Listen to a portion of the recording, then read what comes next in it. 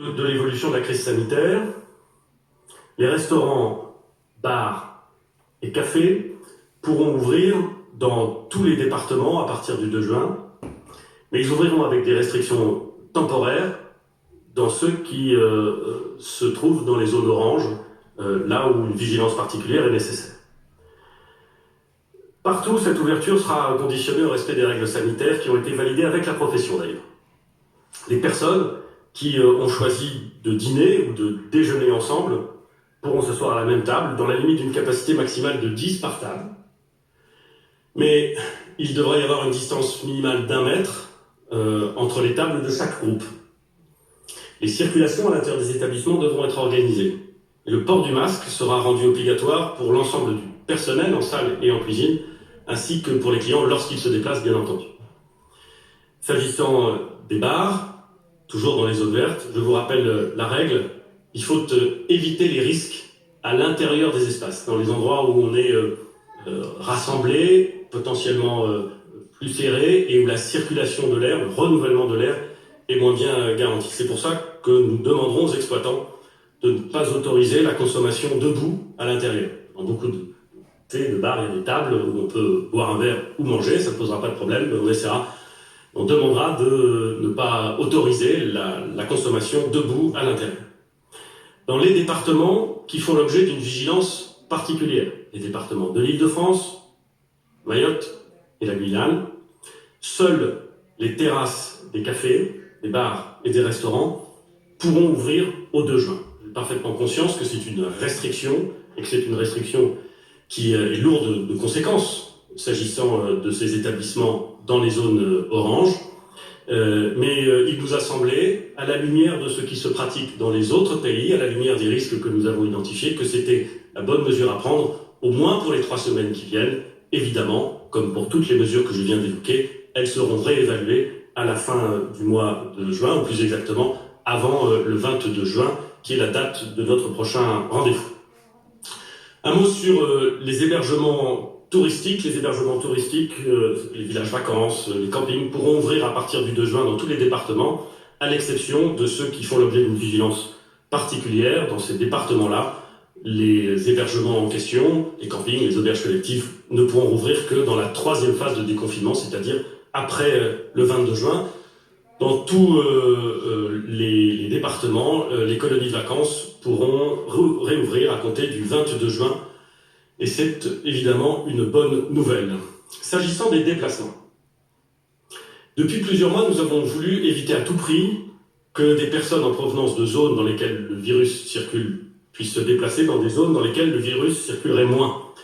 Parce que l'idée, c'était évidemment d'éviter la dissémination du virus. C'est pour cette raison que nous avons fermé nos frontières, les frontières extérieures à l'Europe et les frontières intérieures à l'Europe. C'est aussi pour ces raisons que lors de la première phase du déconfinement, nous avons décidé d'interdire les déplacements de plus de 100 km à l'intérieur du territoire national, sauf motif impérieux. Aujourd'hui, le virus circule encore très activement dans certaines parties du monde. C'est pourquoi nous avons décidé d'évaluer à l'horizon du 15 juin, avec l'ensemble des pays européens, si nos frontières extérieures à l'Europe devaient ou non réouvrir. Pour quels ressortissants, de quel pays, et avec quelle modalité de quatorzaine, le cas échéant. Donc pour tout ce qui est à l'extérieur de l'espace européen, la décision sera prise collectivement, avec l'ensemble des pays européens, à l'horizon du 15 juin. À l'intérieur de l'Europe, l'épidémie est en train de ralentir. C'est vrai en France, mais c'est vrai partout en Europe. C'est pourquoi la France sera favorable à une réouverture des frontières intérieures de l'Europe à compter du 15 juin, si la situation sanitaire le permet, bien entendu, sans quatorzaine pour les voyageurs en provenance de pays européens. Et comme nous le faisons depuis le début de la crise, nous appliquerons des mesures de réciprocité vis-à-vis des États européens qui décideraient de fermer leurs frontières ou d'imposer des quatorzaines aux Français. À l'intérieur du pays, en France, comme je l'ai expliqué, même si certains déplacements nécessitent encore une vigilance importante, la tension est globalement moindre qu'au début du déconfinement. La mesure d'interdiction de déplacement de plus de 100 km a été très utile durant ces 3 dernières semaines pour limiter la propagation du virus. Elle a été bien respectée par les Français, je les en remercie. Mais aujourd'hui, avec la pression qui a baissé, Cette mesure n'a plus de justification. À compter du 2 juin, il est donc mis fin à l'interdiction de déplacement de plus de 100 km de chez soi. Je voudrais dire que la fin de cette interdiction ne doit pas signifier un relâchement dans l'attention. Il est bien vrai que moins on circule, moins le virus se propage. Aussi, j'en appelle à la responsabilité de chacun. Vous pouvez vous déplacer, vous pouvez aller en congé annuel, mais dans toute la mesure du possible, si vous pouvez différer un déplacement lointain, c'est probablement plus raisonnable. Et j'appelle chaque Français, dans le cadre de ces nouvelles règles, au même esprit de responsabilité dont ils ont fait preuve depuis le début de cette crise. Un point important pour tous nos concitoyens sur la culture, les loisirs et les vacances. Grâce aux efforts faits par chacun pour respecter les gestes barrières, la distanciation physique, notre vie sociale, notre vie culturelle, notre vie sportive va pouvoir reprendre plus largement. Je l'ai dit, dès ce week-end, les parcs et jardins seront ouverts sur tout le territoire, en zone dite orange, comme partout en France. Le port du masque pourra être imposé dans de nombreux espaces. À la demande des maires, les préfets pourront, par mesure de précaution supplémentaire, imposer le port du masque dans les espaces publics. Ce sera aux acteurs locaux d'en décider.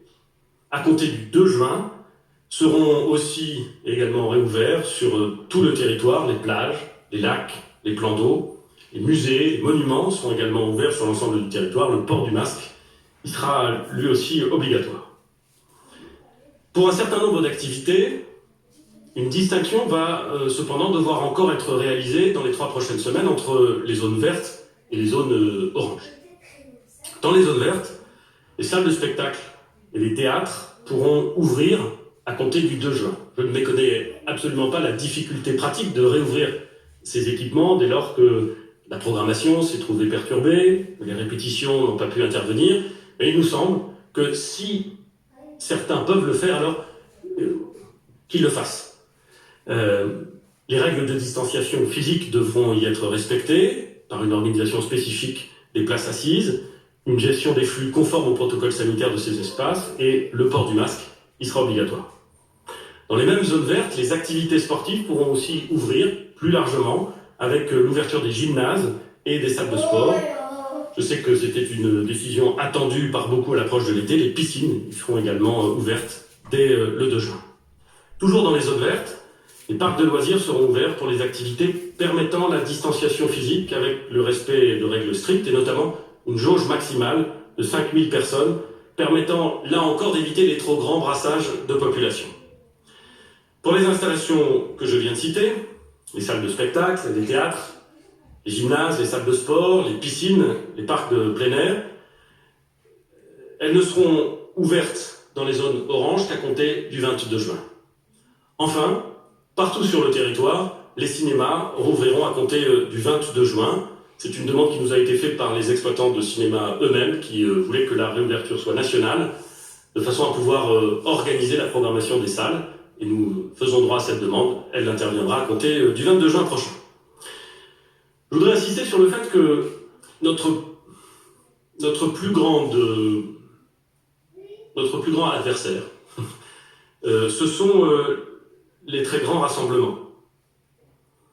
Et le risque est d'autant plus fort qu'ils auraient lieu dans un espace confiné, couvert, et sans organisation spécifique.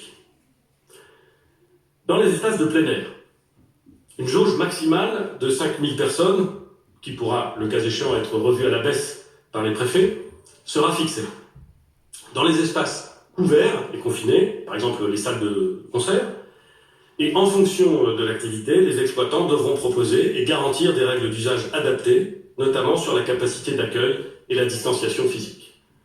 Nous partons là encore sur une logique qui est une logique de prudence, mais qui est aussi une logique de confiance. Et nous considérons qu'au stade où nous nous trouvons de l'épidémie, les exploitants de lieux ouverts ou fermés, plus exactement couverts ou de plein air, sont capables de déterminer les conditions d'organisation de leur salle, les conditions de déambulation, les conditions de croisement, de distanciation physique, et que s'ils sont capables de les organiser, alors ils doivent le mettre en œuvre de façon très stricte.